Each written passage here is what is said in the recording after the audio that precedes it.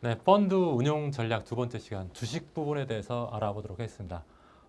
지난 시간에도 말씀드렸다시피 우리가 펀드 투자 상담사로서 가장 많이 판매하는 펀드가 증권 펀드라고 했죠. 증권 펀드는 근데 어디다 투자되냐면 주로 채권 또는 주식에 투자한다 했습니다. 그래서 지난 시간에는 채권, 가장 많이 투자되는 채권 쪽에 대해서 설명을 드렸고 오늘은 그 주식 또 채권만큼 못지않게 많이 투자가 되는 그런 주식 부분에 대해서 알아보도록 하겠습니다. 여러분들 지난번에 제가 그 채권 실물 보여드렸는데 오늘은 주식 실물을 보여드렸습니다. 이게 주식 실물입니다. 주식 실물. 잘 안 보이죠? 안 보여도 상관없습니다. 왜냐하면 사실 주식 실물을 받는 경우가 거의 없습니다. 요즘에는 그냥 계좌에 예를 들어서 삼성전자 10주 이렇게 딱 찍히면 그게 내 재산이지 반드시 이렇게 주식 실물이 있어야지 내 재산이 되는 건 아니라는 소리죠. 그래서 요즘에는 이제 증권이 어떤 증권, 주식이나 채권이 무권화 되는 경향이 있습니다. 무권화. 실물이 발행되지 않고 그냥 발행 없이 그냥 통장 아니면 계좌에만 찍히는 전산상으로 찍히는 그렇게 바뀌고 있습니다. 주식 여러분들 어떻게 생각하세요? 사실은 증권 펀드에서 가장 많이 투자되는 투자 대상 중에 하나가 주식인데 주식에 대한 일반인들의 생각은 어떤가요? 아주 안 좋죠. 주식해서 돈 벌어왔다는 소리 사람이 거의 없을 정도로 굉장히 안 좋습니다. 다 사람들이 주식해서 깨졌을까요? 사실은 저도 이제 증권회사에서 근무해봐서 알지만은 모두 다 깨지진 않습니다. 개 중에는 뭐 소수지만은 그래도 투자해서 굉장히 큰 수익을 내시는 분도 있습니다. 근데 수익을 내시는 분도 깨졌다고 얘기합니다. 왜 그럴까요? 수익 많이 냈다 하면 술이라도 한 잔 사라 그럴까 봐 일반적으로 돈을 번 사람들조차도 깨지는 경우는 한 번씩 있잖아요. 아무리 돈을 주식 투자를 뭐 10번 해가지고 10번 다 성공한 사람은 아마 거의 없을 겁니다. 그러니까 깨지는 경우도 있는데 깨진 얘기만 하거든요. 그렇다고 해서 주식 투자로 수익을 많이 굉장히 수익 낸 사람들이 비율이 많다는 건 아니지만은 어쨌든 주식 투자로 모든 사람이 깨지는 건 아니다. 너무 그렇게 비관적으로 생각하지 않았으면 그런 생각을 하고요. 그리고 주식 투자 여러분들이 생각할 때 어떻게 생각하세요? 하지 말아야 될까요? 해야 될까요? 그 부분에 대해서는 뭐 제가 주식을 찬양하는 사람은 아니지만은 한번 해보라고 말씀드리고 싶습니다. 주식 투자를 본격적으로 하든 나는 주식을 전혀 안 할 사람이든 상관없이 주식 투자는 한번 해볼 만합니다. 왜냐하면은 지금 금융상품, 금융투자 상품들이요 주식과 연계된 상품으로 계속 나오고 있습니다. 예전에는 예를 들어서 은행 예금 그러면은 주식 투자 안 했잖아요. 주식과 관련되지 않았잖아요. 근데 주가지수 연동 예금 하면서 주식과 연계된 상품들이 나오고 있고요. 또 펀드도 마찬가지죠. 펀드도 주식에 투자하잖아요. 그러니까 주식과 연계된 상품이 되고 또 ELS라는 상품도 있어요. 주가 연계 증권이라고 해서 굉장히 지난해 같은 경우 ELS 판매액이 거의 한 50조에 육박합니다. 굉장히 많이 판매된 거죠. 네? 그러니까 굉장히 그런 상품도 있고 또 뭐 요즘에는 대출과 연계된 대출이 주가와 연계된 그런 상품도 있어요. 예를 들어 주가가 올라가면 대출 이자를 좀 낮춰준다든지 이런 옵션이 있는 상품도 있다고. 그래서 자기가 주식 투자를 하든 말든 금융투자 상품 속에 주식과 관련된 그런 내용들이 녹아 있다는 거죠. 그래서 주식을 모르면은 이제 은행 가서 금융투자 상품 판단도 굉장히 힘들어진다는 거죠. 그러니까 내가 주식 투자를 하든 말든 나는 하여튼 그것과 관련이 돼 있을 가능성이 굉장히 높고 전혀 나는 뭐 주식 같은 거 싫어하니까 전혀 신경 안 쓰겠다. 그런 분들이 어느 순간에 큰 손실을 볼 수가 있습니다. 그 대표적인 게 주가 연계 펀드 같은 경우인데 주가 연계 펀드가 사실은 그 주가 연계 상품에 투자돼서 그 소개될 때는 확정적으로 뭐 8% 수익을 뭐 추구하는 것처럼 그렇게 표시가 소개가 됐었는데 실제는 그런 펀드 아니 그런 ELS 상품들이 90% 이상 손해가 난 경우도 있었거든요. 그러니까 확정 수익 같은 것만 조금 바라보고 있다가 갑자기 크게 손해가 나는 그런 분들은 이제 대부분 주식에 대한 지식이 없었던 분들 그런 분들이 갑작스럽게 굉장히 크게 손해를 본 경우라고 할 수가 있습니다. 그러니까 주식도 채권도 지난 시간에 말씀드릴 때 채권이 그 기업의 입장에서 보면은 자금 조달의 수단이라고 했고 필요한 자금, 공장 지을 때 필요한 자금을 조달하는 수단. 그다음 투자자 입장에서 봤을 때는 금융 투자 상품이라고 했죠. 어떤 투자 상품. 그래서 그 상품에 투자해서 돈을 버는 그런 쪽이었는데 주식도 똑같은 입장입니다. 주식도 똑같은 개념이에요. 기업에서 돈이 필요할 때 채권을 발행해서 매년 이자를 주고 나중에 만기에 그 원금을 상환하는 경우도 있지만은 주식을 발행해서 투자자가 해당 주식을 사면은 예를 들어서 뭐 어떤 회사가 A라는 기업이 예를 들어서 100억 정도 자금이 필요해. 100억 정도의 돈이 필요해. 어떤 그 공장을 짓는데요. 근데 돈을 대출받을 수도 있고 채권을 발행할 수도 있어. 근데 채권을 대출받거나 채권을 발행하면 기업 입장에서는 이자를 매일 부담했잖아요. 이자 매월 뭐 10%, 5% 이자를 매월 부담해야 되잖아요. 근데 주식을 발행하면은 주식을 100억 원어치 발행하면은 그래가지고 예를 들어서 만약에 100만 주를 발행했다고 치자고. 그럼 어떤 사람은 한 주 사는 사람도 있고 어떤 사람은 10만 주 사는 사람도 있고 어떤 사람은 5주, 5주 사는 사람도 있겠지만 어쨌든 그렇게 해서 100억을 마련하면은 A 기업 입장에서는 이자를 부담하지 않아도 되잖아요. 주식 사는 사람한테 이자 안 주잖아요. 발행해서. 내가 삼성전자 주식 갖고 있다 해서 삼성전자에서 매월 뭐 세 달 만에 이자 주는 거 아니잖아. 그래서 기업 입장에서는 주식으로 자금을 조달하면은 이 금리 부담, 그러니까 이자 부담을 하지 않아도 굉장히 좋은 점이 있어. 반면에 투자자 입장에서는 예를 들어서 이 기업의 주식에 투자를 해가지고 뭐 내 돈 중에 예를 들어서 1,000만 원이 이 회사에 자금으로 들어갔을지 모르겠지만은 나는 이 회사의 주주가 되면서 이 회사가 잘 되면은 예를 들어서 10,000원 주고 산 주식이 15,000원이 될 수도 있죠. 주식 매매 차익을 얻을 수가 있어. 반대로 떨어지면은 손해를 보는 거죠. 10,000원 주고 샀는데 5,000원이 되면은 주당 5,000원씩 손해를 보는 거예요. 그죠? 그런 차이가 있죠. 그래서 두 개 다 기업 입장에서 보면은 자금 조달 수단이고 투자자 입장에서 보면은 금융 투자 상품인데 채권은 확정 금리를 주는 어떤 좀 안정적인 성향의 투자 상품이고 주식은 뭐 크게 수익이 날 수도 있고 또 경우에 따라서는 손해가 날 수도 있는 굉장히 조금 위험한 투자 상품이라고 구분을 하시면 되겠습니다. 그런 관점에서 보시고요. 이런 부분들이 이제 실제 여러 가지 금융 상품 속에 이제 들어가 있죠. 그 중에 펀드에도 주식이 투자돼 있고 채권에 투자가 돼 있습니다. 그래서 주식은 하나의 증권 펀드의 대표적인 거라고 할 수 있죠. 증권 펀드라고 하면은 주로 증권에 투자되는데 이 증권에는 어떤 것들이 있냐면은 이것도 가끔 시험에 나옵니다. 증권에 어떤 것들이 있는지. 증권에는 예를 들어서 채무증권이라는 게 있어요. 자본시장법. 채무증권. 그 다음에 지분증권.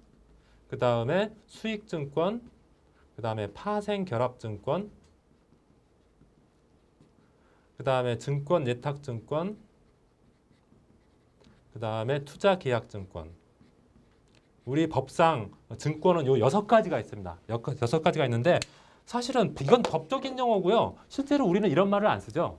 실제로 우리는 채무증권은 우리는 채권이라고 실무적으로 많이 쓰고 지분증권은 주식이란 말로 많이 쓰죠. 수익증권은 실제로 우리는 펀드란 말로 많이 써요. 그죠? 그래서 우리가 지금 시험 준비하는 것은 요 수익증권과 관련된 펀드 투자 상담사, 그다음에 지분증권 주식에 관련된 것은 주식이나 채권에 관련된 건 증권 투자 상담사 이렇게 구분을 하죠. 근데 어쨌든 이런 이 주식이란 것은 법상 6가지 증권 중에서 지분증권에 해당되는 거예요. 지분증권. 지분증권에 해당되는 겁니다. 그래서 주식을 사면은 그 회사의 주인이 되는 거죠. 예를 들어서 채권 같은 경우는 채권자일 뿐인데 어떤 회사의 주식을 사면은 그 회사의 주주가 되는 겁니다. 주인이 되는 겁니다. 그래서 뭐 이익이 나도 그 사람이 먹는 거고 손해가 나도 그 사람이 부담하는 그런 구조로 된 것이라고 할 수가 있습니다. 근데 주식 투자 해가지고 많은 사람들이 손해를 보죠. 손해를 보는데 왜 손해를 볼까요? 왜 손해를 보겠어요? 주식 투자해가지고 대부분 잘 모르고 해서 손해를 봅니다. 대부분 주식에 대해서 어느 정도 알고 해야 되는데 잘 모르고 해요. 그럼 주식 투자를 물론 모두 다 안다고 해서 다 성공하는 건 아니지만은 실패 확률을 줄일 수가 있죠. 잘 알면은. 근데 주식을 잘 하려면은 증권 분석을 잘해야 돼. 증권이란 게 뭐예요? 주식도 하나의 증권이잖아요. 주식에 대한 분석을 잘해야 돼. 근데 이 증권 분석에는 두 가지가 있어요. 두 가지가 어떤 것이 있냐? 기본적 분석이라는 것이 있고 기술적 분석이라는 게 있어요. 기본적 분석은 뭐냐면은 좋은 회사를 고르는 분석이에요. 그러니까 내재 가치가 있는 그 학술 여기 이론적인 말로는 뭐라고 표현하냐면 내재 가치가 있는 주식을 발굴하는 방법에 대한 분석이 기본적 분석. 기술적 분석은 예를 들어서 삼성전자가 내재 가치 진짜 투자할 만한 가치가 있는지 없는지 그런 거 분석하는 게 기본적 분석이에요. 또 기술적 분석이란 건 뭐냐면은 매매 타이밍을 잡기 위한 분석. 예를 들어서 내가 삼성전자를 분석을 해보니까 내재 가치를 분석해봤더니 굉장히 좋은 거예요.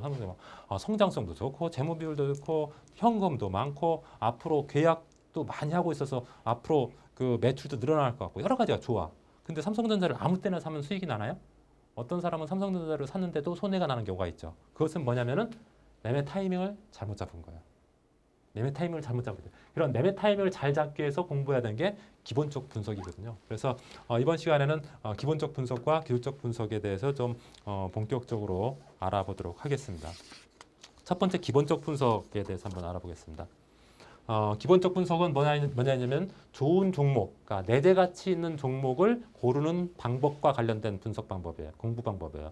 그래서 기본적 분석을 잘 하려면은 일단은 뭘 알아야겠어요?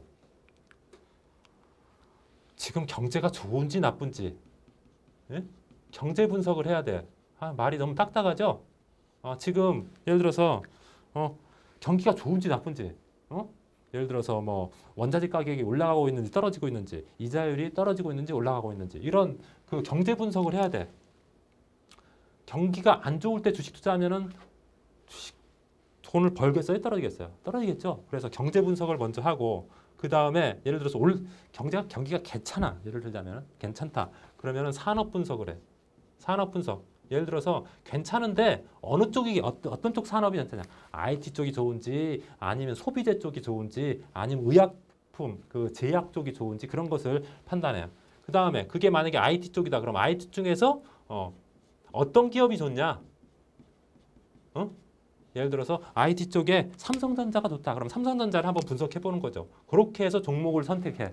종목을 선택할 때 기본적 분석은 결국 내가 투자할 종목을 선택하는 기준이 돼. 종목 선택의 기준이 된다고. 좋은 종목을 선택해야 되잖아. 내재 가치 있는 좋은 종목을 선택해야 되는데 이렇게 경제 분석, 산업 분석, 기업 분석을 통해서 아주 내재 가치가 있는 주식을 발굴하는 그런 공부가 바로 기본적 분석이라고 할 수가 있습니다. 그래서 기본적 분석에서 가장 중요한 건 뭐냐면은 기본적 분석에서 가장 중요한 것은 뭐냐면은 주식의 적정 가치를 평가하는 것이 가장 중요해. 이게 가장 중요해. 그래서 이 부분이 요것과 관련된 그 이론이 시험에도 제일 잘 나옵니다. 이게 무슨 소리냐면은 예를 들어서 삼성전자 주가가 집도 감정 평가를 해서 그 예를 들어서 뭐 대치동의 어떤 아파트 집값이 10억이다. 이렇게 감정 평가해서 그 어떤 그 적정 가격 부동산의 적정 가격을 한번 산정해 볼 수가 있죠. 그런 것처럼 주식도 여러 가지 방법을 통해서 적정 가치를 평가할 수 있어요. 그래서 만약에 A 주식이 어떤 이론 모형에 의해서 이 주식의 적정 가치를 평가했더니 10,000원인 거야. 예를 들어서 이 주식은 가치를 평가해 보니까 이론적으로 평가하니까 10,000원이에요. 근데 지금 실제 증권 시장에서는 이 A 주식이 얼마에 거래되고 있냐면 5,000원에 거래되고 있어. 그럼 적정 가치를 평가해 봤더니 적정 가치는 10,000원인데 5,000원에 거래되고 있어. 그럼 이 주식은 살만해요? 안 살만해요? 어렵습니까? 다시 다른 말로 표현해 볼게요. 내가 일반적으로 정상적인 시장이라고 보세요. 그냥 일반 정상적인 시장이야. 특별하게 왜곡된 시장이 아니라. 예를 들어서 A 동에 사는데 어떤 지역 A 지역에 사는데 특정 지역을 말하면 또 문제가 될 수 있으니까 A 지역에 사는데 이때 A 지역의 아파트 값이 10억이었어. 아파트 한 채가. 근데 이게 5억까지 떨어진 거야. 10억짜리가.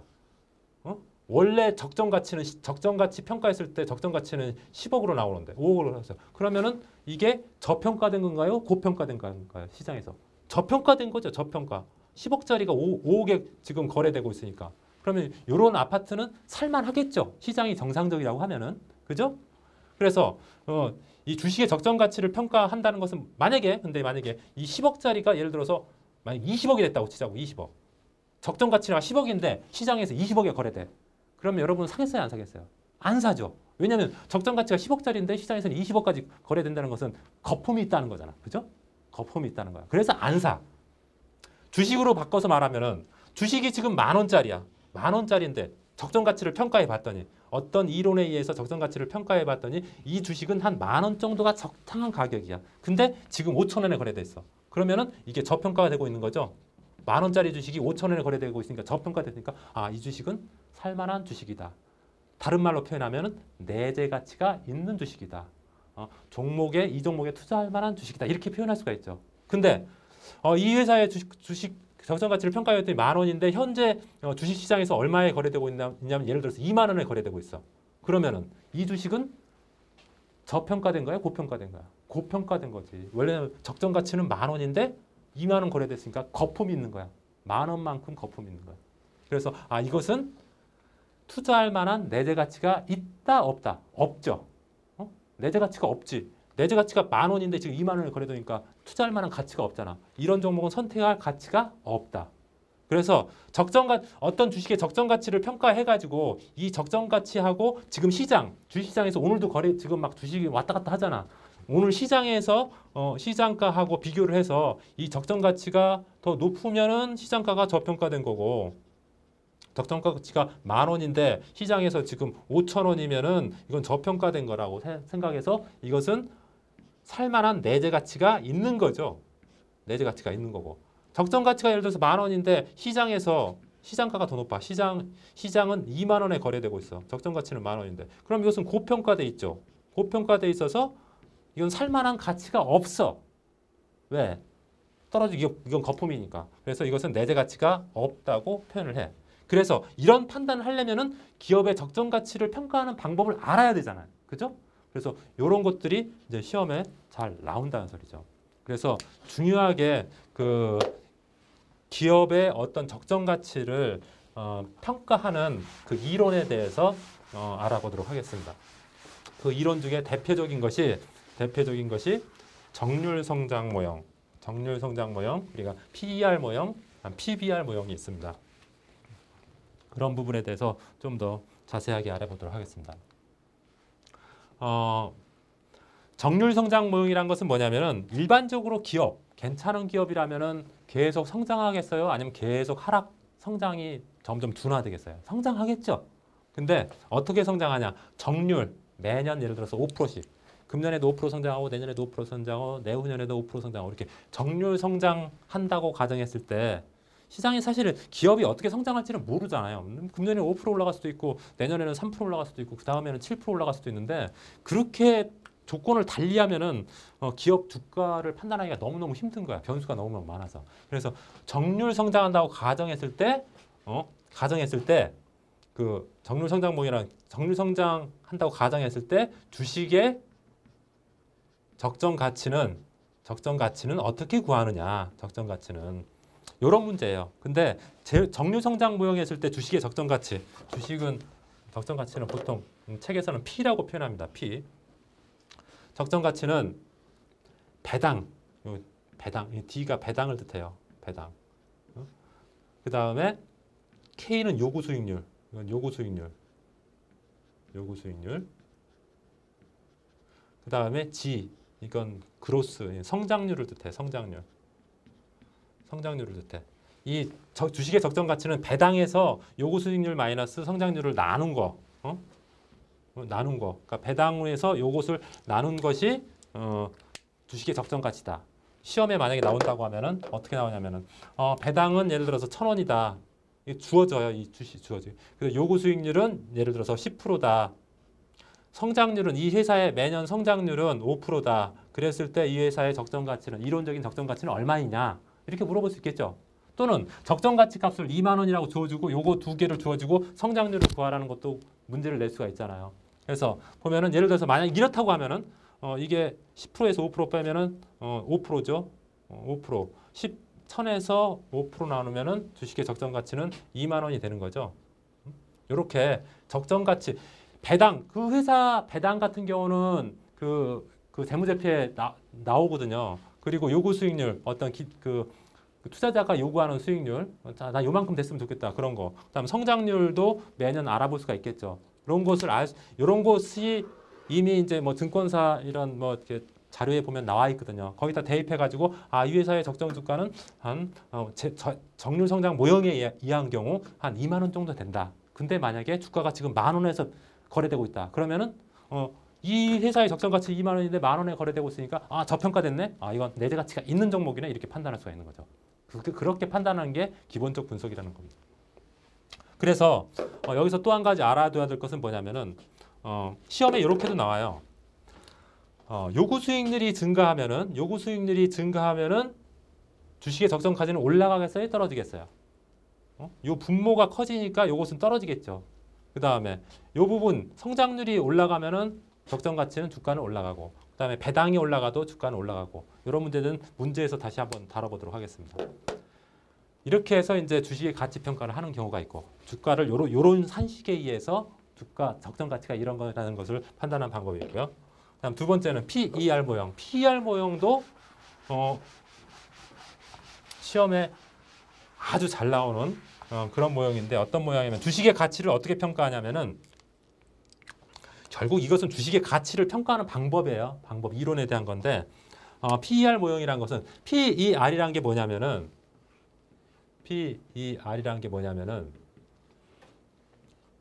주당 순이익 그 다음에 아니다 반대로 썼네. 주가를 주당 순이익으로 나눈 거예요. 요것을 PER이라고 그래요. PER. 보통 뭐 퍼 이렇게 얘기도 하는데 PER이라고 그래요. 그래서 만약에 주가가 지금 현재 주식시장에서 거래되는 게 주가가 항상 나오잖아. 예를 들어서 뭐 주가가 지금 현재 10,000원인데 이 회사의 주당 순이익은 예를 들어서 1,000원이다. 그러면은 퍼는 얼마야? 10이잖아. 10. 이 말의 의미는 퍼가 PER이 10이라는 의미는 매년 이 A 종목에 만약에 퍼가 10이라는 것은 이 A 종목은 매년 주가의 한 10% 정도를 이익을 낸다는 소리잖아요. 그래서 만약에 이익만으로 지금 현재 주가를 따라가려면은 10년 걸린다는 소리예요. 10년. 무슨 소리인지 이해가요? 다시 한번.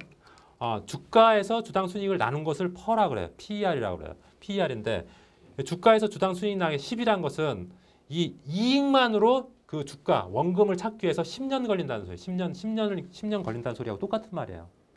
그래서 PER이 높다는 것은 어떤 것을 말해? PER이 예를 들어서 막 한 50 정도 된다. 그럼 이익 가지고 그 주가를 찾아가는데 50년 걸린다는 소리라고 똑같단 말이야. 그래서 PER이 높은 것은 그만큼 또 리스크가 있다고 판단을 한다고. 근데 어쨌든 이 PER은 주가 나누기 주당 순이익을 PER이라 그래. 그러면 요 PER과 관련된 것을 근거로 해서 적정 주가를 다시 한번 표현하면 주가는 PER 곱하기 주당 순이익이죠. 이렇게 표현할 수가 있잖아요. 그죠? 요것을 적정 주가라고 보는 거야. 적정 주가. 이게 PER 모형이에요. 그러니까 PER을 통해서 주가를 적정 주가를 계산하는 방법. 요게 PER이 주가 나누기 주당 순이익이니까 주가를 기준으로 빼면은 PER 곱하기 주당 순이익이 주가가 되는 거죠. 그래서 이 PER은 증권회사 사이트에 보면 다 나와 있어요. 해당 종목마다. 그래서 어떤 종목 A라는 기업의 PER이 예를 들어 10이고 그 회사의 주당 순이익이 예를 들어서 5,000원이다. 그러면은 이 회사의 적정 주가는 얼마가 돼? 두 개를 곱한 5만 원이 적정 주가가 되는 거죠. 이론적인 적정 주가. 근데 이 종목이 예를 들어서 주식시장에서 만약에 3만 원에 거래되고 있다. 그러면 그 주식은 내재 가치가 있는 종목이다. 저평가된 종목이다. 살만하다. 이렇게 표현할 수가 있는 거고, 만약에 이 5만 원짜리 적정 주가가 5만 원으로 평가되는데, 그러니까 PER 모형에 의했을 때, 근데 예를 들어서 10만 원에 거래되고 있다. 그러면 이 종목은 고평가됐다. 살만한 가치가 없다. 투자하지 말아야겠다. 이렇게 판단할 수가 있는 거죠. 그죠? 이게 PER 모형이고요. PBR 모형은 이것보다 좀 더 간단해. 여기가 PBR은 주당 순이익이 아니라 주당 순자산.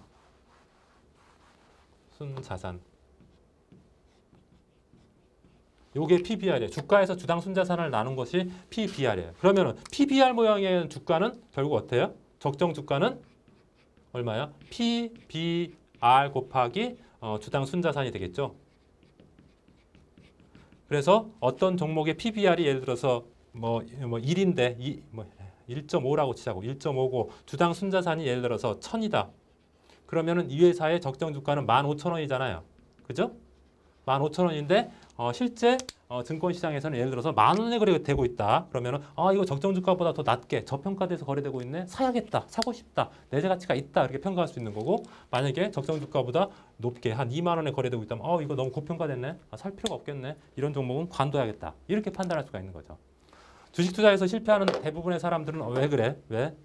이런 적정 가치를 평가할 수 있는 것을 한 번도 공부를 안 해본 거야. 그러니까 예를 들어서 어떤 회사의 주식이 지금 15,000원인데 지금 2만 원, 3만 원이 하고 있는데 그걸 사는 거야, 바보처럼. 응? 그러고 나서 주식하면 안 되겠다 그러는 거죠. 그렇죠? 그래서 여러분은 그러지 마십시오. 그리고 그런 고객들이 있으면 잘 타일러서 제대로 알고 투자할 수 있도록 해주셨으면 합니다. 기본적 분석이 이제 이런 내용이고요. 그다음에 이제 기술적 분석. 기술적 분석은 뭐라 했어요? 매매 타이밍. 언제 좋은 종목을 사도 그걸 언제 사고 언제 파느냐가 굉장히 중요해. 예를 들어서 아까처럼 내재 가치상 저평가된 종목인데 예를 들어서 이렇다고 치자고 예를 들자면은 적정 가치가 예를 들어서 PER 모형에 의한 적정 가치 적정 주가가 예를 들어서 10,000원에 나왔어. 10,000원. 10,000원이야. 이론적으로 딱 타보니까. 근데 시장에서 얼마 거래되고 있냐면은 지금 8,000원에 거래되고 있어요. 예를 들자면은 8,000원에 거래되고 있는데 그럼 저평가됐잖아. 기본적 분석상으로는. 그죠? 10,000원짜리가 8,000원에 거래되고 있으니까 저평가돼서 살만한 거야. 근데 기술적 분석에 의하면은 기술적 분석은 내 타이밍 부착하는 방법이야. 물론 저평가돼 있지만은 이 종목이 나중에 5,000원까지 갈 수도 있잖아. 그죠? 그럼 8,000원에 사는 게 나아, 5,000원에 사는 게 나아. 5,000원에 사는 게 낫단 말이지. 그지? 이게 매매 타임이야. 이 회사가 저평가된 것은 요까지 저평가될지, 저 5,000원까지 더 떨어질지, 3,000원까지 떨어질지 이건 모르는 거잖아. 그래서 타임이 요 시점에 언제 매매를 하느냐, 언제 매수하고 언제 매도를 하느냐는 굉장히 중요한 거지. 살 때도 나중에 팔 때도 이게 적정 가치 이상으로 팔 때도 마찬가지야. 그런 그 매매 타이밍과 관련된 분석 방법이 기술적 분석이라고 할 수가 있습니다. 그래서 기술적 분석은 매매 타이밍을 포착하는 그런 방법이다. 그래서 기술적 분석에 대한 그 문제 그 시험에 잘 나오는 것은 기술적 분석의 장단점이 잘 나와요. 사실은 이런 기술적 분석 부분은 기본적 분석이나 기술적 분석 같은 경우는 여러분들이 다음에 볼 증권 투자 상담사 시험에서 더 자세하게 배웁니다. 그래서 여기서는 개념 정도만 아시면 돼요. 기술적 분석은 이런 주가나 거래량을 가지고 앞으로 이 주가가 살만한 건지 살 타이밍인지 팔 타이밍인지를 판단하는 그런 분석 방법이에요. 예를 한번 들어볼게요. 이 기술적 분석은 뭐와 관련이 있다고 했냐면은 지금 제가 말로 해서 여러분들이 바로 못 알아들으셨죠? 주가와 거래량을 기준으로 해서 매매 타이밍을 잡는다 했어. 주가와 거래 기준이 주가와 거래량. 요것은 주로 캔들이나 뭐 거래 뭐 이동평균선이나 이런 걸로 알 수가 있는데 이 말 못 알아듣겠죠? 제가 좀 더 앞서 나갔는데 어떤 의미냐면은 주가 차트 여러분들 한번 보셨죠? 엄마 주가가 막 이렇게 올라가기도 하고 떨어지기도 하고 뭐 올라가기도 하고 이렇게 막 주가가 이렇게 막 올라가고 있다. 그러면은 요 올라가고 있을 때 예를 들어서 살 타이밍이에요, 팔 타이밍이에요. 일단은 사는 사람이 많으니까 올라가겠죠. 여기서 사는 타이밍이라고 보고 만약에 이렇게 막 계속 올라가다가 계속 떨어진다. 그러면은 파는 타이밍이잖아. 그래서 주가가 지금 어느 부분에 있느냐에 따라서 매매 타이밍을 결정할 수가 있고, 그다음 거래량 얼마만큼 주가가 예를 들어 삼성전자라는 주식이 얼마나 거래되느냐. 최근에는 예를 들어서 과거에는 예를 들어서 요만큼 거래되는데 최근에는 막 이렇게 많이 거래가 되면서 주가도 올라가고 있다. 그럼 주가가 올라가겠죠. 그래서 매매 타이밍을 잡을 때 지금 현재 주가하고 거래량을 기준으로 해서 매수할 건가 매도할 건가를 판단하는 거예요. 이것이 이제 기술적 분석이란 말이에요. 그래서 기술적 분석 같은 경우에는 그 주가와 거래량의 모든 것이 그 모든 가치가 나와 있다고 판단을 해. 그러니까 아주 판단하기는 되게 쉬운데 이런 그 기술적 분석은 주가 차트를 보고 이렇게 매매 타이밍을 포착하거든요. 근데 그런 주가 차트는 달라질 수도 있잖아. 과거에는 이렇게 움직이다가 그 다음에는 팍팍팍팍 떨어지는 이런 패턴이 될 수도 있고 그런 부분들을 반영하지 못한다는 점이 단점입니다. 그리고 기술적 분석의 유형 그래가지고 이제 한 5가지 정도가 있습니다. 여기까지만 하고 마치도록 하겠습니다. 매매 타이밍 분석과 관련해서 기술적 분석 유형에는 어떤 것이 있냐면은 일단은 추세 분석이 있어요. 추세 분석. 추세 분석이란 것은 우리는 보통 추세는 상승 추세가 있고 하락 추세가 있어요. 크게 보면은 상승 추세는 어떤 거예요? 올라가는 거잖아. 주가가 올라가는 거. 여러분이 주식 투자한다면 상승 추세 하는 게 좋아? 하락 추세 하는 게 좋아? 상승 추세 하는 게 좋겠죠. 그런 타이밍을 잡는 게 추세 분석. 그래서 상승 추세가 어떤 때고 하락 추세가 어떤 때냐 이런 걸 분석하는 거예요. 그런 것들이 이제 추세 분석이고 패턴 분석,